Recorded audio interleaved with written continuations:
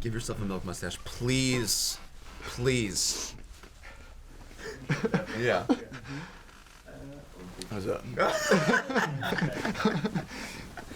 E é assim, com Ben Hardy de bigodinho de leite, que a gente começa esse vídeo.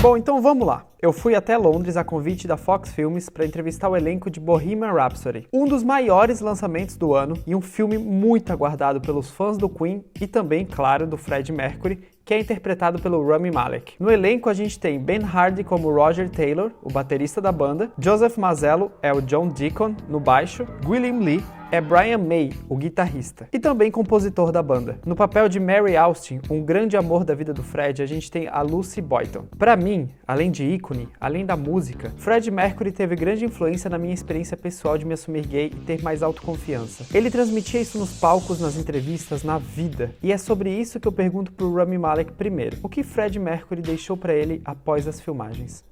I agree. I mean, I think he leaves everyone feeling like they can be a little bit more self-confident, liberated.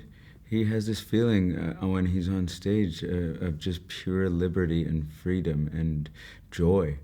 And I think enjoying every day as if it was our last, and being able to wear exactly what you want, look exactly how you want, feel exactly how you want, without anybody labeling you, putting you in any box.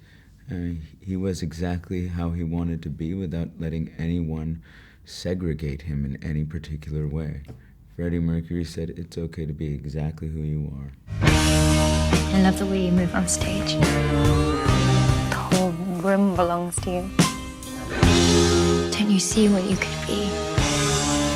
Hi Lucy, how are you? Good, thanks. How are you? Good. I mean, now, because you make me cry in the movie, so yeah, you did it. Good. I was like, such an amazing couple, such an amazing relationship, unique relationship. What do you think Mary has the most to offer to Freddie in the long run? Wow.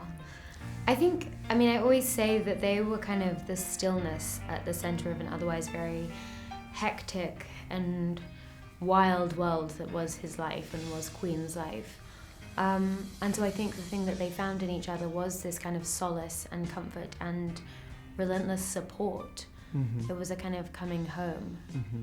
And what is the challenge to play someone who is still alive? I mean, did you have the chance to talk with her? Or? I didn't, so it's absolutely terrifying. Yeah, it's a strange thing because you have this weight of responsibility, of course, to tell the story as honestly as possible. It is such an important story to tell. But knowing that, of course, she will hear about it and potentially see it, I really didn't want to cross any line into exposing anything or making her feel uncomfortable or vulnerable in any way. So it was trying to kind of gauge that balance. Thunderbolts and lightning, very, very frightening me. Do it again. One more. How many more Galileos do you want? Roger, there's only room in this band for one hysterical queen. Guys, how are you? We're You good. fine? Good, thanks. How are you? Good. What attracted you guys to play this role? I mean, it's Queen, right? But what was the most exciting experience about it? I mean, I've always been obsessed with the idea of being a rock star. I don't even think it kind of exists in the same way today as it did back then in the 70s and 80s and 60s and before. When else? What other When decades? else? We can go through them all. So, like, to have the opportunity to play a rock star and kind of just get some semblance of an idea of what it would be like to be in their shoes was just like, yeah, it was a dream come true to actually get the job. This is one of those jobs where Yeah. everyone wants it. Yeah. You will do anything you can to get it. This is why we're actors, right? To live out the other dreams that we couldn't quite reach. And so to find out that they're making a movie about one of the most iconic bands in history. It's just like there's no reason you don't want to do a job like this. And it was just amazing to be able to like learn the instrument and do the accent and do the movements and play a real person. All of it together was just pretty amazing. Freddie, concerning your private life. What more do you need to know? I make music. I want to give the audience a song that they can perform. What's the lyric?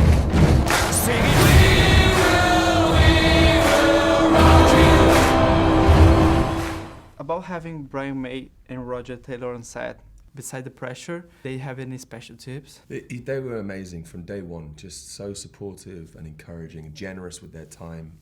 And you know, it could have been a daunting prospect if they had been casting a critical eye on us in any way, but they weren't. Yeah, it's great to have had that blessing because it took any of that pressure off. And they're available to ask really specific things. For me personally, playing Brian, it was great to be able to ask really specific things about like playing the guitar and how he held his coin, which he used as a pick, or what pickups he used for different solos. But then more generally, just being able to spend time with him as a human being and break down this facade of rock god status and just see him as another human being. It's great. And Remy, if you have the chance, what would you ask Freddie? I don't know if I'd ask anything. I'd probably just listen to him.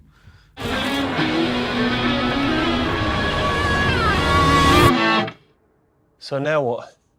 This is when the operatic section comes in. Oh, the operatic section, yeah.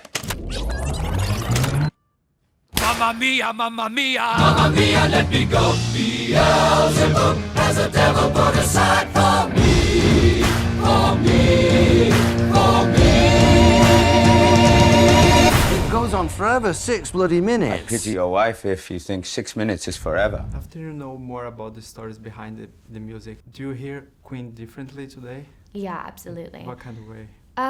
Knowing that the band members wrote so many of the songs that so many people just attribute to Freddie, that all of them wrote kind of all of the many of the #1 hits that they had, and also just having a greater understanding for the context of when, how, and why the songs were written makes it a more kind of rich experience now listening to them. We are the champions. No time for losers, 'cause we are the champions. What was the hardest song to play and perform on the stage? Ooh, we probably have different answers for this. Bohemian Rhapsody is pretty fast, so that's sort of a tough one. Killer Queen was really interesting on the bass because it's not very typical. It doesn't repeat. That was a sort of challenging one that I really loved to play though, because it was sort of I couldn't hear it at first, and then when you really get into it, you hear like how interesting and complex it is. That's probably my #1. #1 for me is difficult. It's probably the first one that comes to mind is Fat Bottom Girls, because it's just like on the drums, it's just so like rocky. You just get into it, and it's just like I really enjoyed playing it. It's not necessarily the most difficult song to play. There are a couple of tricky fills in there, but yeah, so I really enjoyed rocking out to that one. It would be either that or Keep Yourself Alive, because it's got like a really interesting groove. I really enjoyed playing that until it got to the drum solo. Well, we started the whole shoot with Live Aid. That was a pretty full-on way to start. You know, it's one of the most iconic concerts of all time, and we'd been together 5 weeks in preparation for it, rehearsals, but still, you know, we were still finding our feet a little bit. But it was great because you either sink or swim in that situation. You got to rise to the challenge, and it started the whole shoot with a bang. So from that moment onwards, we knew we had something special on our hands, I think. Do you feel more bossy now? I mean, do you have more confidence about everything now after playing Freddie? End of interview. No, I'm kidding.